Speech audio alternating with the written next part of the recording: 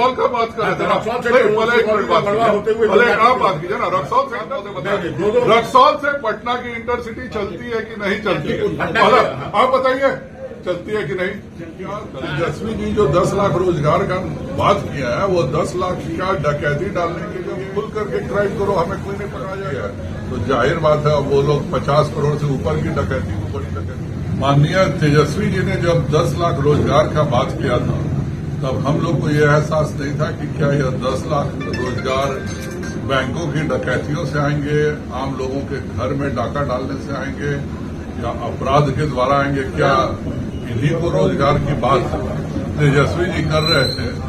जिस तरह से लगातार हमारे इलाके में घोड़ा सहन में घटना घटी, फिर कुरमनिया में घटी, उसके बाद महादेवा में, भिलाई में, यह एक पूरा इतने वर्षों में हम भूल गए थे कि घरों में सामूहिक डकैती भी डाली जाती है।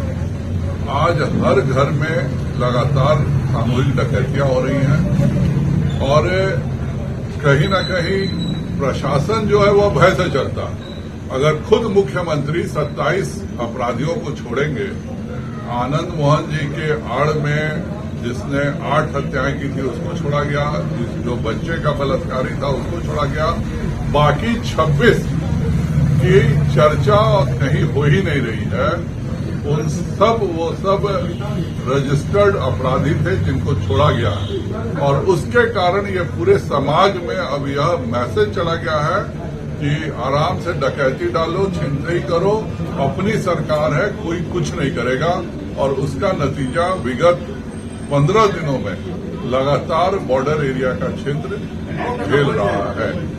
सांसद जी, उन लोगों का कहना है, आरजेडी का कहना है, पहला सवाल कि छोटी मोटी घटना है, कोई बड़ी घटना है, और दूसरा सवाल कि बीजेपी करा रही है हमारी सरकार को बदनाम करने के लिए। अगर उनको महादेवा की घटना, घोड़ा सहन की घटना, भिलाई की घटना, कुरमुनिया की घटना छोटी मोटी लगती है, तो जाहिर बात है अब वो लोग 50 करोड़ से ऊपर की डकैती को बड़ी डकैती मानेंगे क्या? जहां तक आपका शासन है, भाजपा का जब तक शासन रहा क्यों इतनी शांति थी? जब आप बच्चियों को बलात्कार करने वाले को छोड़िएगा तो जाहिर बात है मैसेज तो यही जा रहा है कि अब खुल करके क्राइम करो, हमें कोई नहीं पकड़ा जाएगा। और इसके कारण ही यह है। इतना ही नहीं, रक्सौल का तो और भी ज्यादा मैं दुर्दशा के बारे में एक बताना चाहूंगा। राजद की सरकार में लालू यादव ने एक बार पूरे रक्सौल वासियों को धोखा दिया, बिना एक पैसा सैंक्शन किए, बिना रेल मंत्रालय से अप्रूवल किए शिलान्यास किया था, उसका पूरा रक्सौल नगर था। 2015 में जब भाजपा की सरकार बनी तो हम लोगों ने 56 आरओबी पास किया, जिसमें रक्सौल का भी आरओबी था। माननीय नीतीश कुमार उस समय दबाव में थे, सभी जगह आरओबी का काम पहले इरकॉन करती थी। नीतीश कुमार जी ने कहा कि मेरा अपने लोग करेंगे, पुल निर्माण निगम करेगा, क्योंकि पुल निर्माण निगम में चेयरमैन होता है, कोई मंत्री नहीं होता है। 17 का समय आया, उसके बाद हम लोगों ने इस पर भी एग्री कर लिया कि ठीक है आप आईएएस अफसर से करो, लेकिन सारे आरोपी बिहार में बनने चाहिए। कोई उनके तरफ से कार्रवाई नहीं हुई। नितिन नवीन जी आए, पूरा एक योजना बनी, उसके लिए एडीबी से पूरा पैसा लिया गया। आज जब सभी 56 आरोपी के पैसे आ गए हैं, अब बिहार सरकार कह रही है कि मैं सड़क पर कुछ भी रेलवे को सड़क पर नहीं दूंगा। अर्थात यह जो आरोपी जो रक्सौल कुर्ती से बनना था बीरगंज जाने के दिशा में, उस पर बिहार सरकार कहती है कि हम लोग कोई जमीन नहीं देंगे, जमीन रेलवे अपने तरफ से करेंगे। आज इसके कारण फिर से जब इतने दिनों के बाद आज 56 आरोपी बनने की बात हो रही है, तब रक्सौल के साथ फिर से धोखा किया जा रहा है। अब रेलवे के पास एक ही ऑप्शन है कि या तो जो अभी हम लोगों ने एक लाइट आरओबी बनाया था जिसमें कि मोटरसाइकिल कम से कम आ जा सके, उनको दिक्कत नहीं हो, साइकिल वालों को दिक्कत नहीं हो, रात में ऑटो वालों को भी दिक्कत नहीं होती थी, या तो उसको तोड़ करके ही नया आरओबी बनेगा, नहीं तो बिहार सरकार में आरओबी बनाने के लिए रक्सौल के लिए वो जमीन अपनी देने को तैयार नहीं। सर, पहले मेरा ये सवाल है कि रक्सौल में सबसे बड़ी परेशानी है जो डकैती हुई, तो उसे एसएसबी ने उनको सपोर्ट नहीं किया, पुलिस बल को, आखिर ये क्या? अभी मैंने भी बात किया है आईजी एसएसपी से। थाने की तरफ से सूचना जानी चाहिए थी, थाना ने कोई सूचना नहीं किया है। एसएसपी के भी काम में निश्चित तौर पर उन लोगों को अगर इस तरह की घटना घट रही है तो इसके लिए कोई परमिशन की जरूरत नहीं होनी चाहिए। लेकिन कानून व्यवस्था का जिनके पास है, बिहार सरकार का काम है, यह एसएसपी का काम नहीं है बिहार में कानून व्यवस्था रोकना।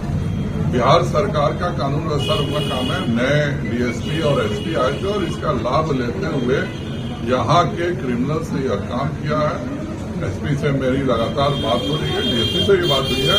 हर हालत में एक हफ्ते में क्रिमिनल को पकड़ना ही पड़ेगा। नहीं, ऐसा तो नहीं है, उनको पता ये चीज चल गया कि एसएसबी और बिहार पुलिस में कोई कोऑर्डिनेशन नहीं। बिहार पुलिस के पास जो एसपी होते हैं उनको नेपाल से भी कोऑर्डिनेशन का पावर होता है। नेपाल एसपी और बिहार के जो रक्सौल के मोतिहारी के एसपी हैं वो डायरेक्ट आपस में बात कर सकते हैं। डीएम डायरेक्ट डीएम से बात कर सकते हैं। नए सब आए थे, उसके कारण कोई लैक्स हुआ होगा। अभी मैं सीधे कोई इल्जाम किसी पर नहीं लगा रहा हूं, लेकिन अगर इनका नतीजा नहीं निकलता है तो जरूर सोचने की बात। क्योंकि बगल में भिलाई में जो कांड हुआ, जब कांड हो रहा था उस समय बगल में एसएसबी थी, लेकिन उसमें किसी तरह का रिएक्शन सभी जगह पे एसएसबी था। घोड़ासान में भी एसएसबी था, महादेवा में भी एसएसबी था। लेकिन एसएसबी का काम क्राइम कंट्रोल नहीं करना होता है।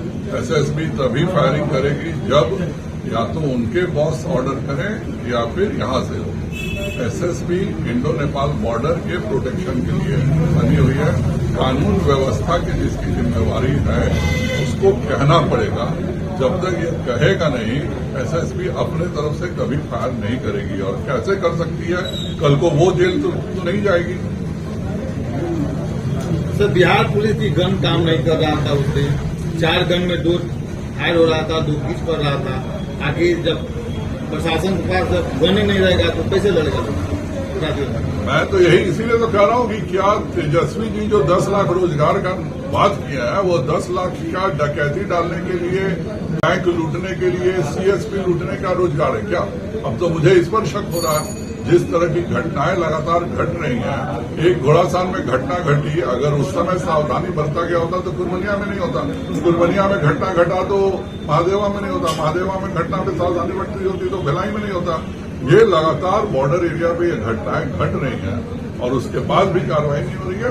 हम लोग भी अभी, मैं तुरंत अभी कुछ नहीं बोल रहा हूं, लेकिन अगर इसका नतीजा नहीं निकला तो निश्चित तौर पर हम लोग भी आगे गिरा देंगे। सर, एक और सवाल है, इंटरसिटी के लिए अंतर्राष्ट्रीय बॉर्डर से काफी लोग यहाँ, जबकि भाजपा का गढ़ है इंटरसिटी ट्रेन के लिए सर। इंटरसिटी यहाँ से चलती है, रक्सौल से इंटरसिटी नहीं चलती है क्या? नहीं, सुबह वाले जो ट्रेन है रक्सौल से इंटरसिटी चलती है। नहीं, रक्सौल से आदापुर होते हुए इंटरसिटी नहीं चलती है क्या? हम लोग का सवाल सीधा यही है कि आपका सवाल नहीं, आप अभी रक्सौल का बात कर रहे थे। भले आप बात कीजिए ना, रक्सौल से इंटरसिटी चलती है कि नहीं? आप पत्रकार महोदय बताइए, रक्सौल से पटना की इंटरसिटी चलती है कि नहीं चलती है? आप बताइए, चलती है कि नहीं? चलती है सुनिए मेरी बात। उसी के कारण से जो पैसेंजर ट्रेन है वो जब तक नहीं पहुंचेगी सुगौली, जो रमगढ़वा दरमिया वाली दिक्कत थी, और जब तक सुगौली नहीं पहुंचेगी तब तक बेतिया, ये नरकटिया पटना इंटरसिटी नहीं खुलेगी।